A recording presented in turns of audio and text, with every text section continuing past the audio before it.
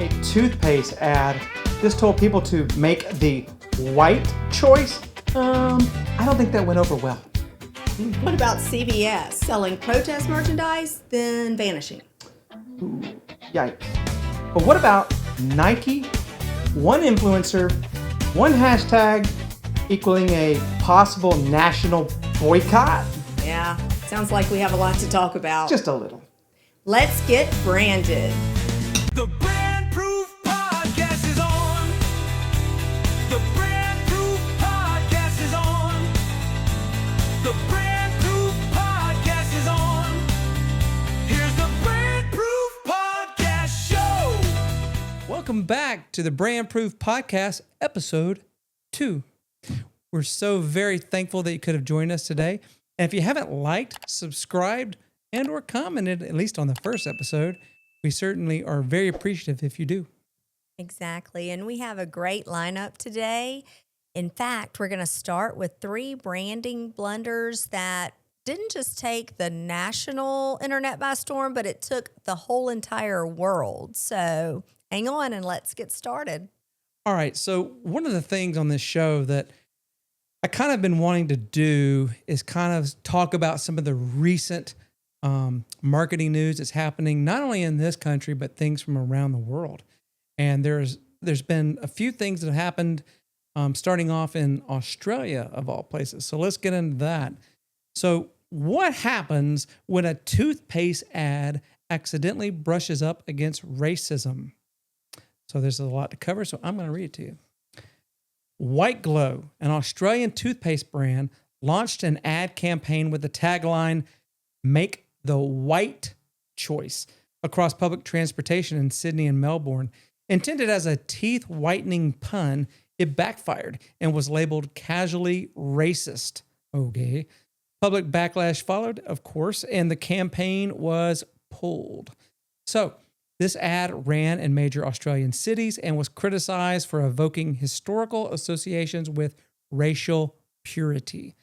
Experts noted that the failure of internal revenue processes and a lack of cultural awareness in the campaign's approval. While White Glow issued an apology claiming that the slogan was a pun on "make the right choice," and they quickly removed the ads. This incident sparked broader calls for more diversity in creative and branding teams to avoid similar missteps. So exactly what were they thinking here, Lindsay? I mean, if you've come up with this idea for White Glow and you're like, I know, we're going to go from make the right choice to make the white choice, don't you think that would be a problem? I do.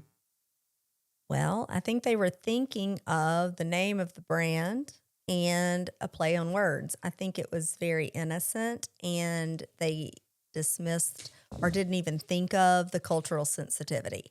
I've never been to Australia. I think in America, we are more aware of the cultural sensitivities and the political correctness in our campaigns and in our content, but I think give them the benefit of the doubt, and they just really weren't thinking about that aspect of it. I don't know. I'm one of those guys because, as we discussed in the last episode, I'm very visual.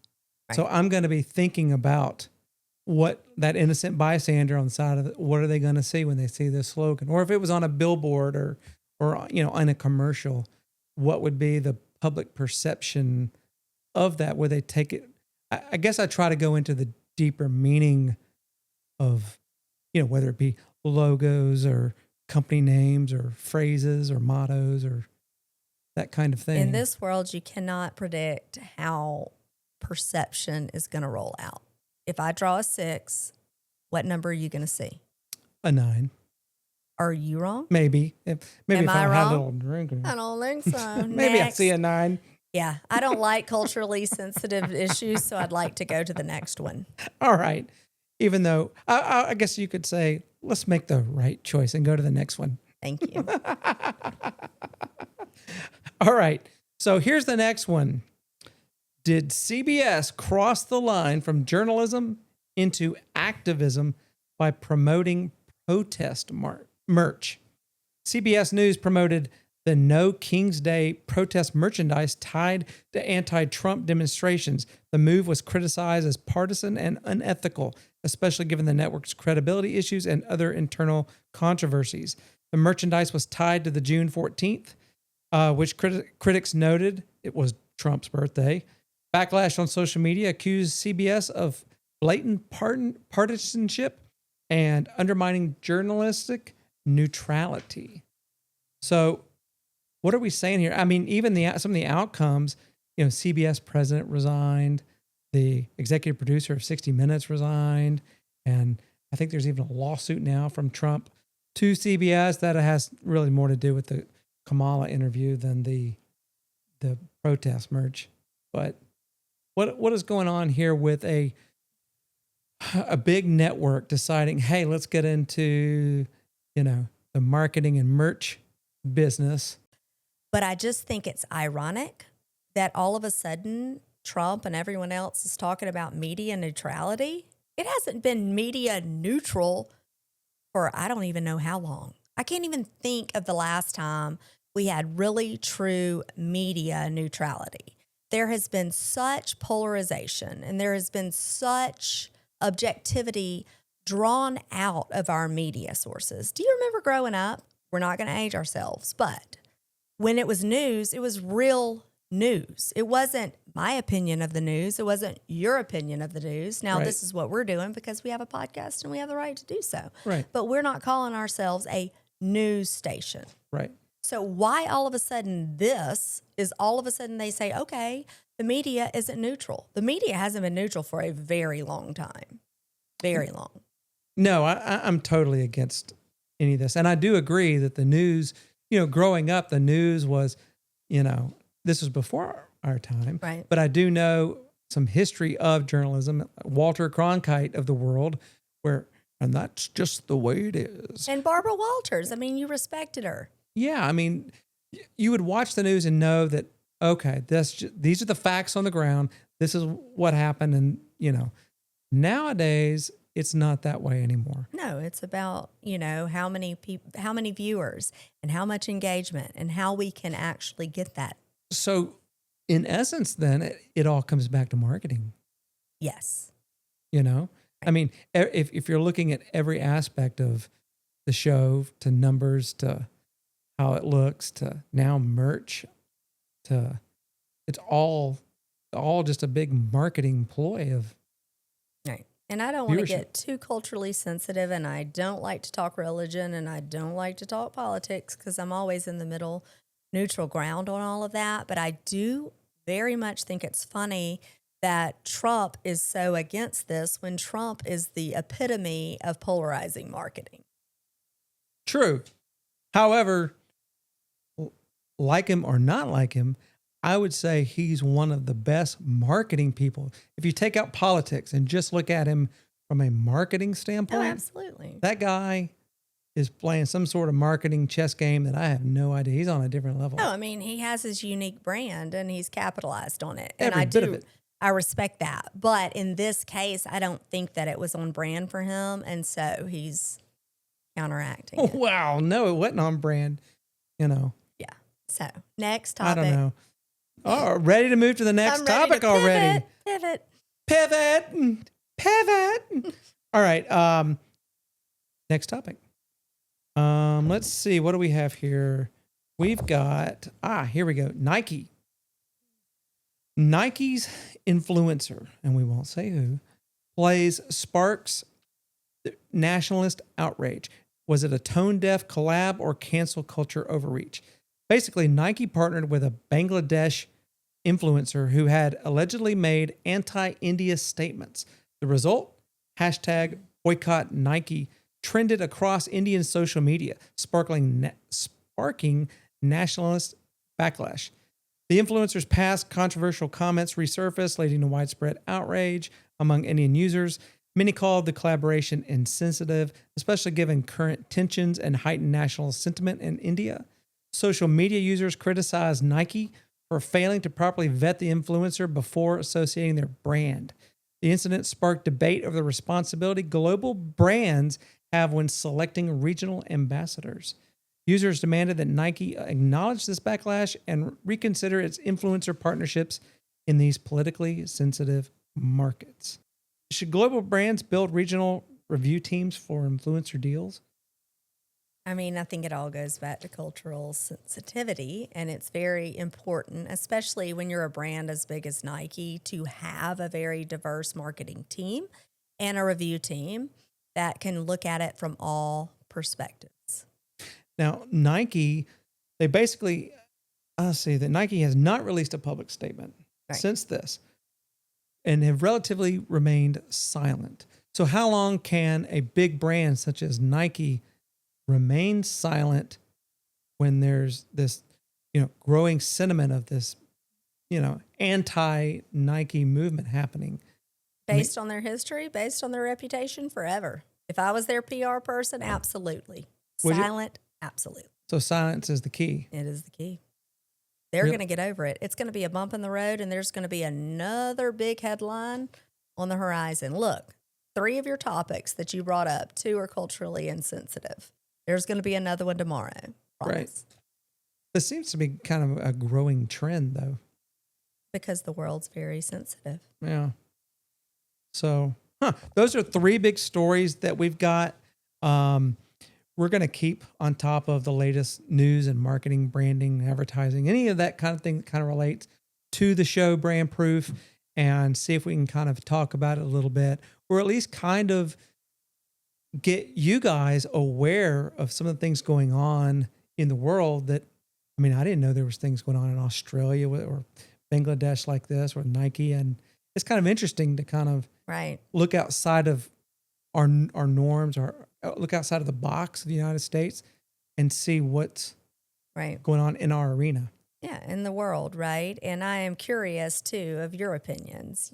Obviously, my opinion's not always right, and Ryan's is definitely not always right.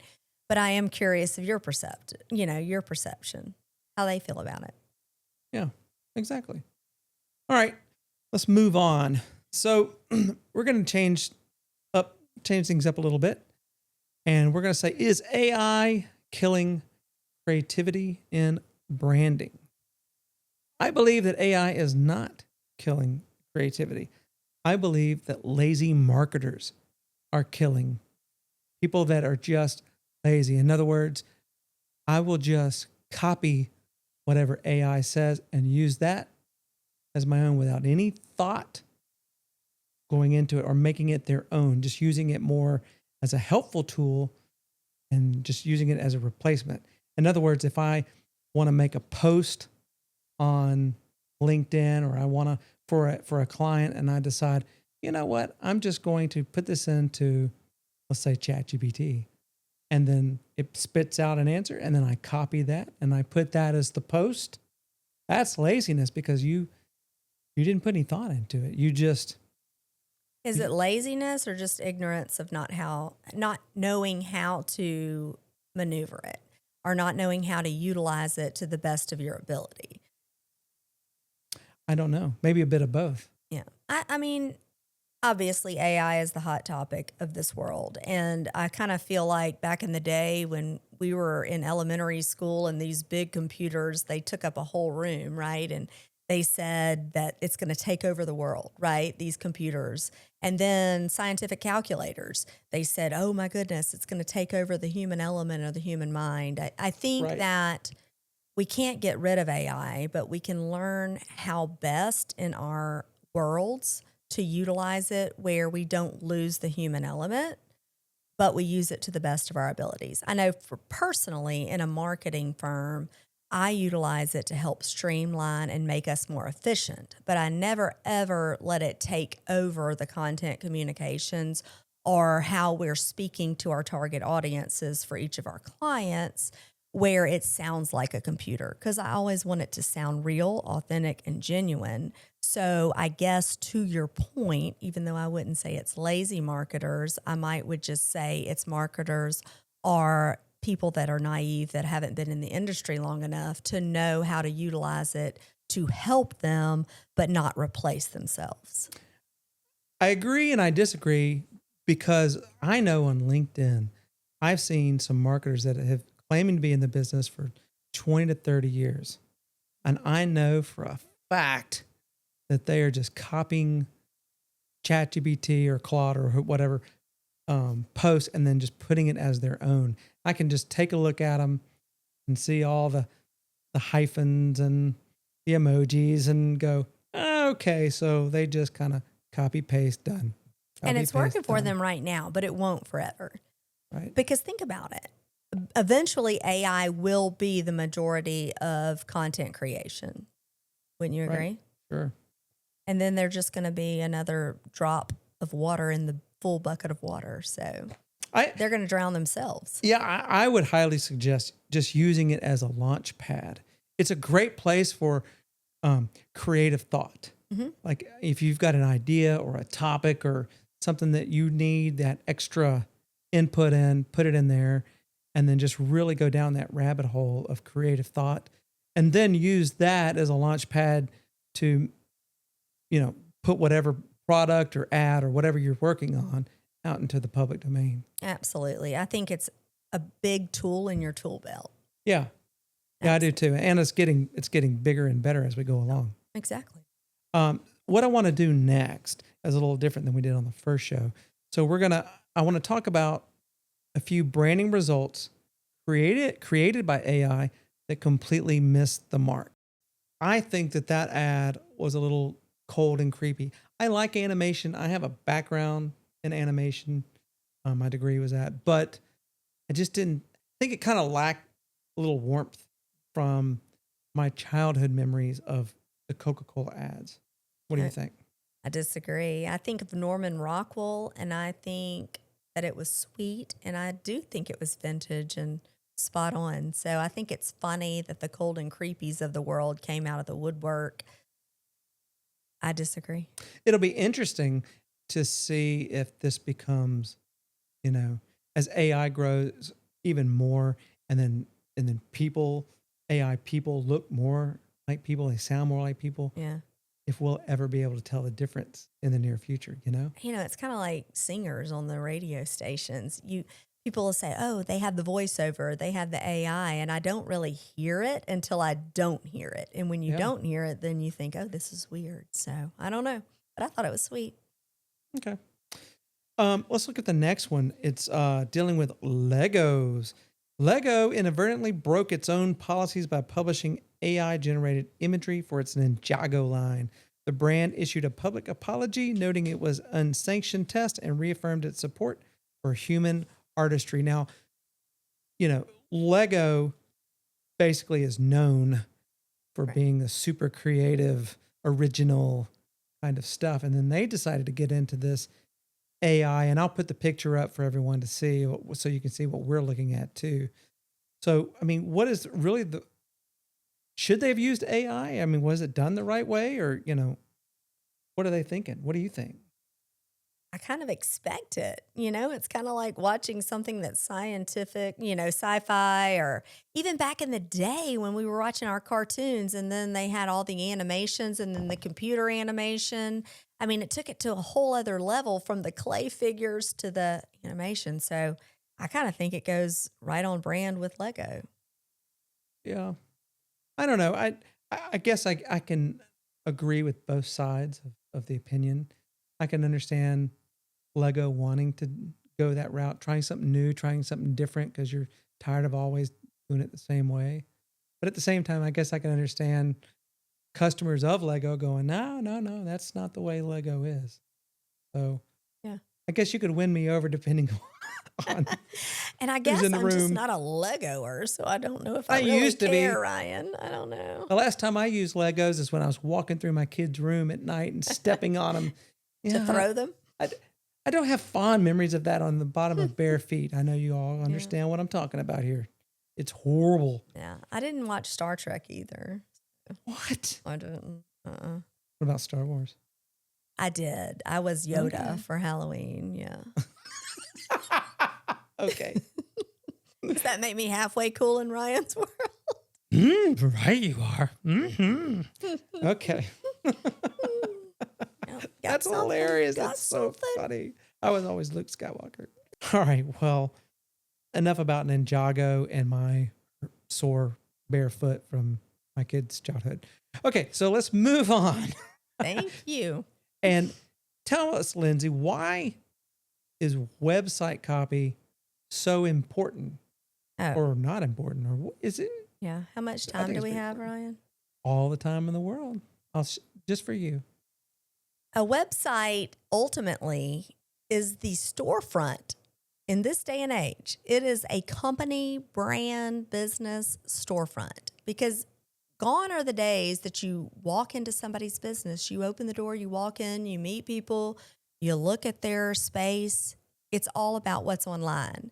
I'll have clients sometimes say, well, I don't have a big budget. So, they're a small entrepreneur, they're opening a business. Should I open online website or should I do a Facebook, Instagram page? What would you say to them, Ryan? It kind of depends because I've had some successful clients with just a Facebook page and no website. But what was their niche? I think it was childcare. Okay. Okay, I would definitely argue that, but I would say if you're looking at the pie that I love to look at, I would say there's probably less than 10% that could get away with one or the other because it goes back to human psychology. And when you're thinking of going to somebody's website, you are thinking back to that neutrality, that objectivity that we used to expect from the media, but you're expecting that on a website. It is non-opinion based. It is the facts, ma'am. This is who I am. If you learn the basics of branding and marketing, if you paid attention last week, did you? There's 3 simple facts of it. Do you remember those 3? Not offhand, I don't. Okay. What were they? It has to be simplistic. Right. It has to be consistent. That was my second guess. And then fabulous design. And when I say Oh, yeah, fabulous. That's right. exactly. I do remember that. But to your point, when there are social media pages, those are not based on the facts. Those are based on relationships. And one day on a future episode, we'll go into all the different relationships because the relationship you build on Facebook is not the same relationship you build on Instagram and the others. Yeah, I mean, something I used to tell my clients, and this is very similar to how you started this segment off, is that your Facebook page is not only your online store, your online store is literally a living, breathing entity. Your website. Your website. And what I mean by that is that if you were window shopping at a mall or something and you look What is a mall these days, Ryan? Well, we have a outdoor mall. If you're just window shopping and you look inside the window of a shop and you say, "Oh, there's some nice clothes in there." Right. And you like some designs that are in the window. And then you come back a few months later and you pass that same store. Oh, look, there's that same shirt that's still in the window. Oh, that kind of looks like the same clothes. And then you come back a year, 2 years later. Oh, look, it's the exact same shirt and the exact same clothes. None of it has changed. How likely are you to go in that store and buy anything? It gets less likely with every time you go back and look in that window because the content of that store never changed, never updated, never. The window. Yeah, Right. it didn't do anything. Right. So it's got to be, your website has got to be constantly evolving and changing and updating and Right. and building and growing over time. Right. And to keep it simple, it has to be about that first impression, right? Because if you find somebody's website or if you have followed to the website to learn more about that company, either way, what is going to keep you there? What is going to make you feel comfortable enough to want to know more? And that goes back to, okay, what's that first impression? Is it a video? Is it imagery? What is it? And then secondly, is it easy for me to find what I'm looking for, right? And Right. so I think the best way to show this is to show some of the knots, some of the things that maybe some big companies did wrong. And once again, if you're the CEO of these companies. I don't want to offend you, but I think we all have a lot to learn. I think that even with competitors in a business, it's good to look at your competitors, see what they're doing right, see what they're doing wrong, and then learn from that, and then take it and be you and be bold, but stay true to yourself, just like we say to everybody. So I do want to start with the first website, and this is a major website. And this is for Berkshire Hathaway. Oh, Yeah. you're going after the big guns. I girl. am. But major corporation with Major. a lot of entities. Yep. Okay. How familiar are you with this large? Very. I mean, everybody knows. Okay. So if I were to go onto Google and I would say Berkshire Hathaway, Mm-hmm. I might be looking for their automotive wing, or I might be looking for their insurance, but I'm lazy and I'm not going to finish that. So I might just go, and it might take me to berkshirehathaway.com. Guess what you see? A lot of copy. Okay, exactly. So Courtney, show the viewers for us. I am at berkshirehathaway.com. Mm-hmm. It looks more like a Word doc, right? Yeah. Links. So if I did not know that Berkshire Hathaway owns a lot of different subsidiaries and I was looking for their automotive, would I go any further? No, I wouldn't. Right. I would think actually it's not a real website. Exactly. So, but let's say you did. And let's say I say, oh, they have a lot of different companies. Guess where that takes me?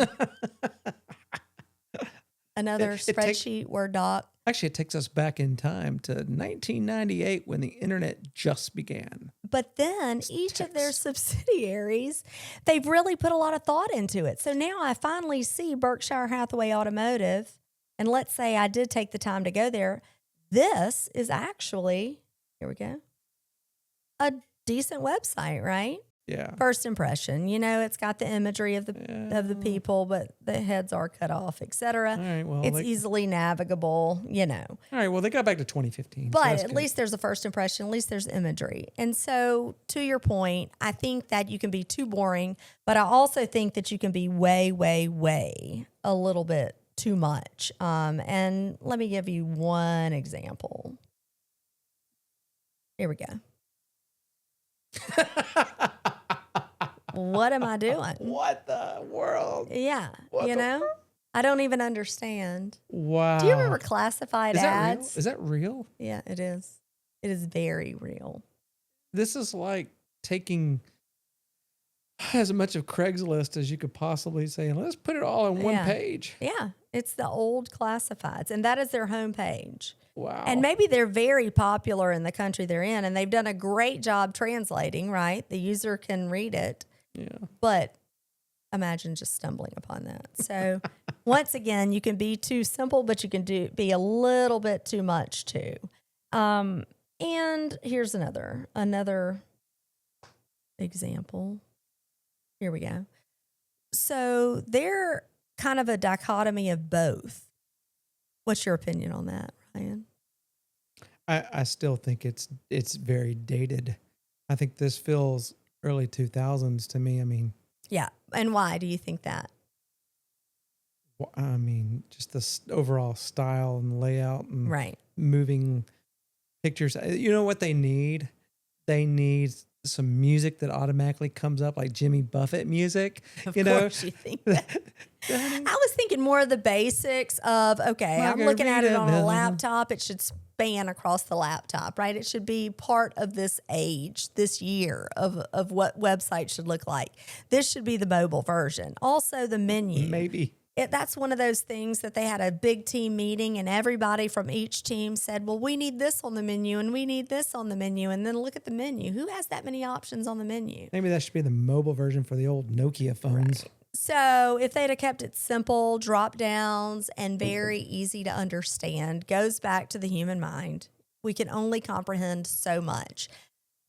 Little tidbit, and I'll get over, I'll stop my psychological statistics. But how many times do you think the human mind has to see a new billboard design before they remember ever seeing it like the first time? They process it the first time. Oh, it's a lot. It's a whole lot. You'd have to see it. It would probably be hundreds of times. It would have to be a lot.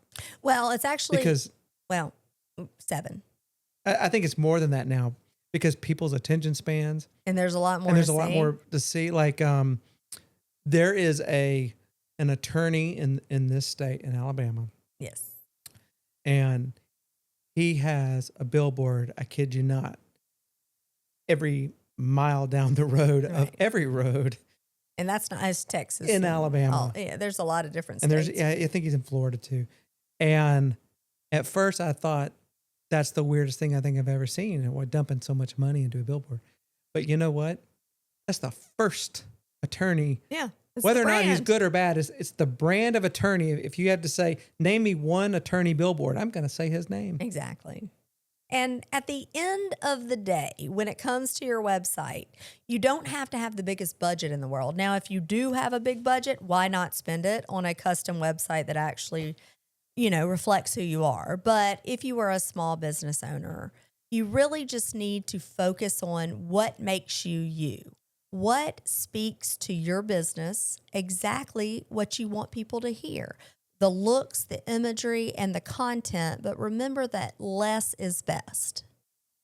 Yeah, because have you ever seen a website that is predominantly just copy?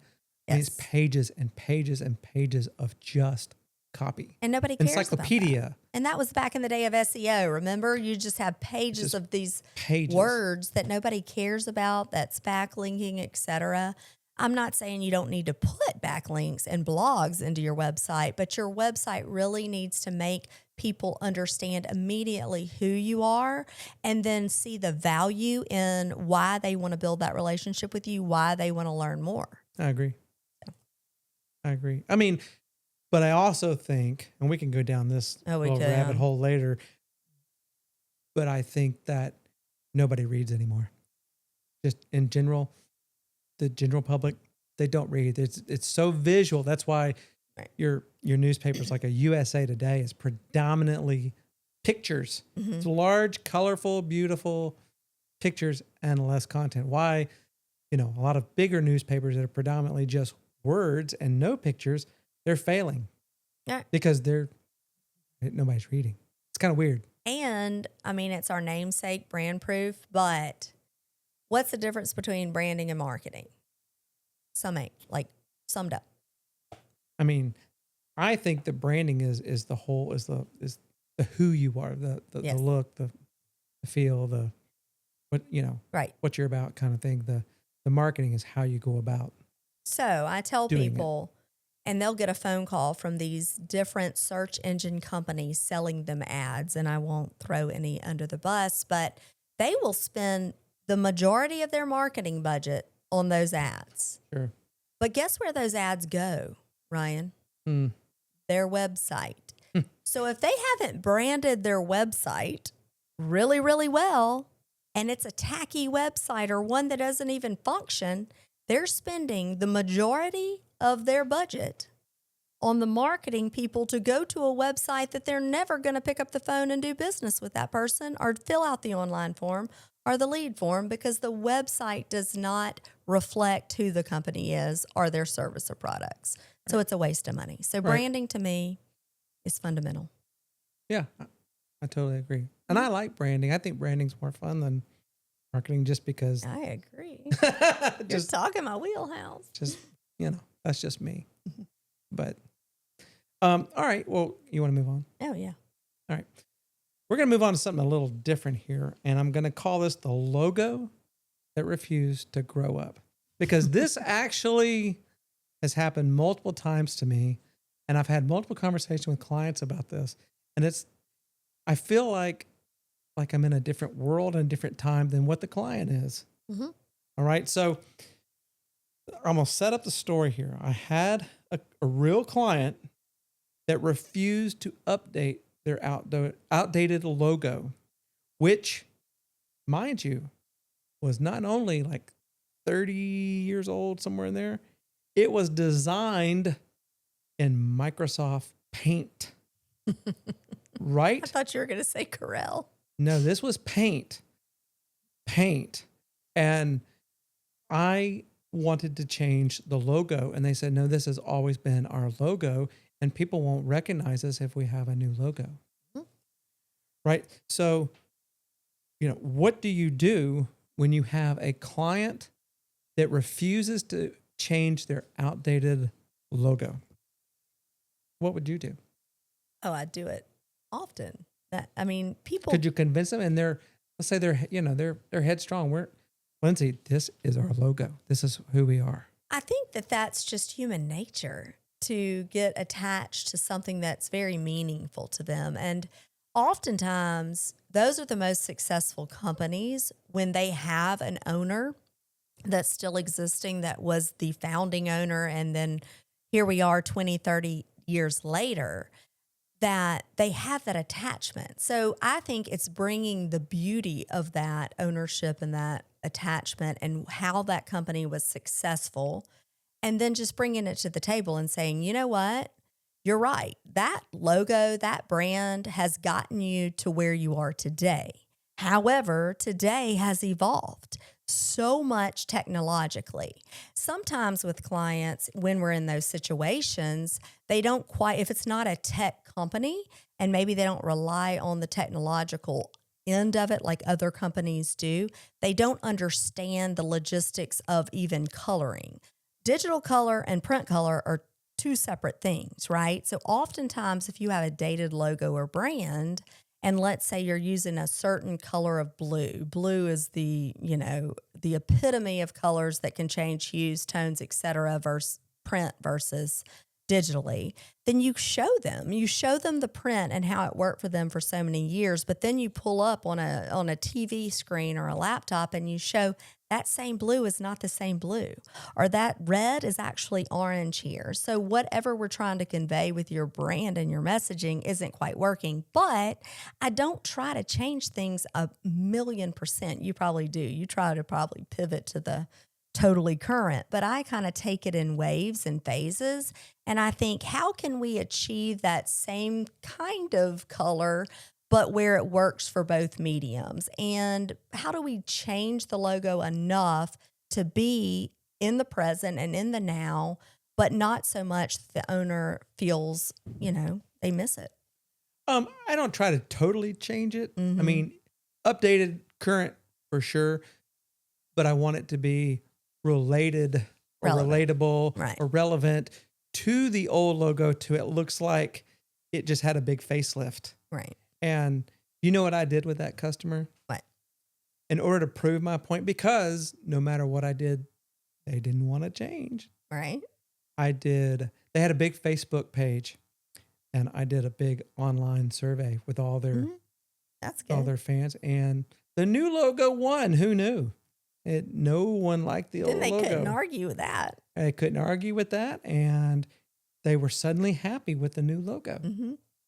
So, right, kind of an interesting idea. So you guys out there, that sometimes when you're faced with changes in your marketing or branding, you can, get your own customers and stuff, do a little survey and see what's going on.